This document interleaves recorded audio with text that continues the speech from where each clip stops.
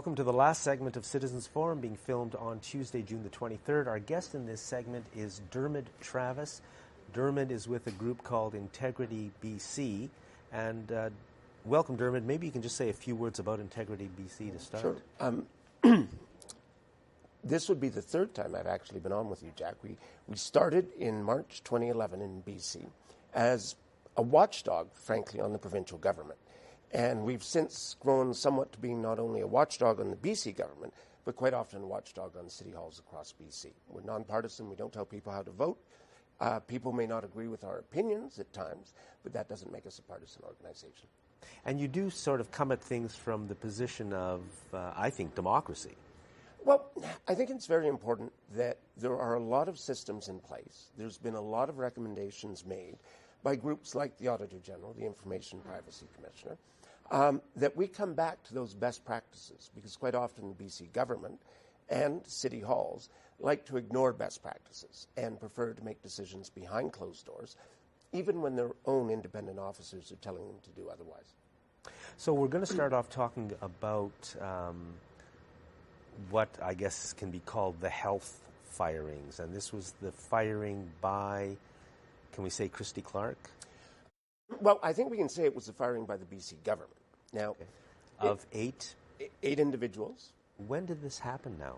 Well, it's a complicated issue because they started getting suspended in the summer of 2012, and they were suspended without pay, which is deplorable in and of itself because somebody's obviously reached a conclusion without someone else being given an opportunity to have a fair hearing. Margaret McDermott announced the firings when she was appointed minister on September 6, 2012. And I think it's kind of unfortunate because she's taken the rap for these firings. And the reality is she'd only been Minister of Health for a few hours. Now, that sounds amazing in itself. Well, you sent me some information when I read that Margaret McDermott became Minister of Health, and literally the next day, this remarkable event took place, which was filled with intrigue and, dare we say, corruption. And a tragedy. One of the individuals, as you know, Roderick McIsaac, committed suicide. Was she set up? I don't think she was set up. I think it's important that everybody remember that the day-to-day activities of government can't stop during a cabinet shuffle. She might have wanted to take a pause and say, I'm ready to announce this, but I want to know more before I go out there to announce it. But really, all of the decisions that led to those firings were made by her predecessor, who is currently the finance minister of BC, Mike de Jong. And I was pleased somewhat to see him today, for the first time, take questions on his role in those firings. And I think the headline that came out of it is that I take some responsibility for it. Well, the problem when you're a minister, under ministerial doctrine according to parliamentary procedure, you don't get to take some responsibility. You have to take it all. And I think he's one of the people that an inquiry has to hear from. Do you think there's going to be a public inquiry? I think there should be a public inquiry. I think we know how the BC government reacts. Okay, now this is a big problem because who is the group that can call a public inquiry? Well, there is in BC the Public Inquiry Act. The only party that can call a public inquiry is the government itself.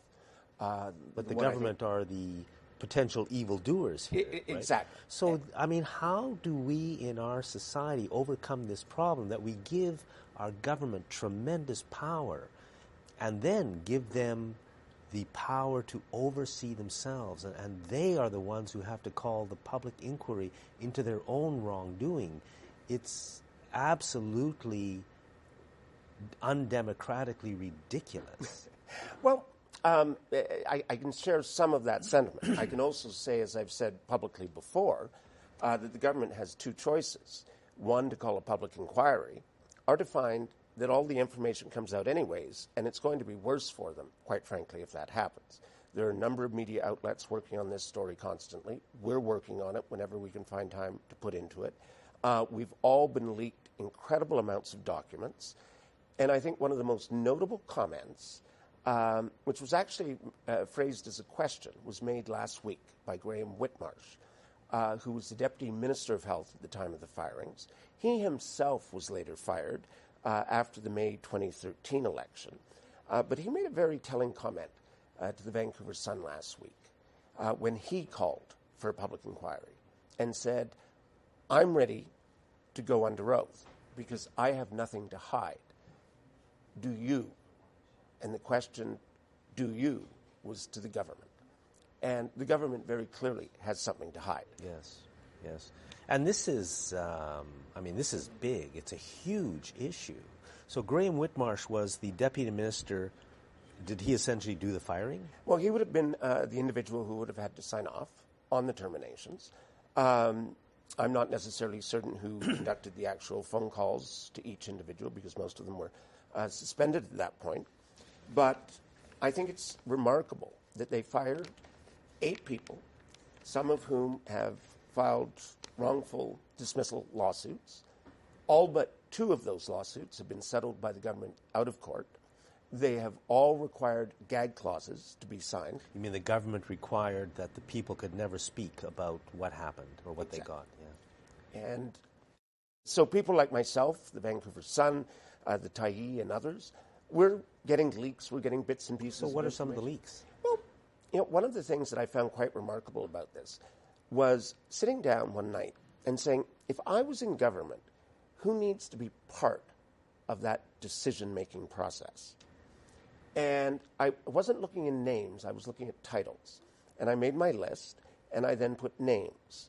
And one of the things that's always bothered me about the firings is that a lot of the individuals involved, the MO doesn't fit them. It's not their style in government. One name stood out to me when I saw it, though, was Christy Clark's chief of staff at the time, Ken Buzencool. Say that name again? Ken Buzencool. Ken Buzencool. Cool. Now, he was quite famous himself. Well, still, quite frankly, is for a lot of people. He is a former advisor to Stephen Harper, Prime Minister of Canada, working with Stephen Harper. He was also, amusingly enough, working on the BC Liberal Party's campaign as part of the work of his private consultancy firm that had a partner who happened to also be working on the NDP campaign at the same time. Right. So Buzencool was kind of running the re-election campaign in this past election. No, he wouldn't have been running, but he was certainly providing advice. Now, and one of his partners was providing advice. Was running the NDP campaign, Brian Topp.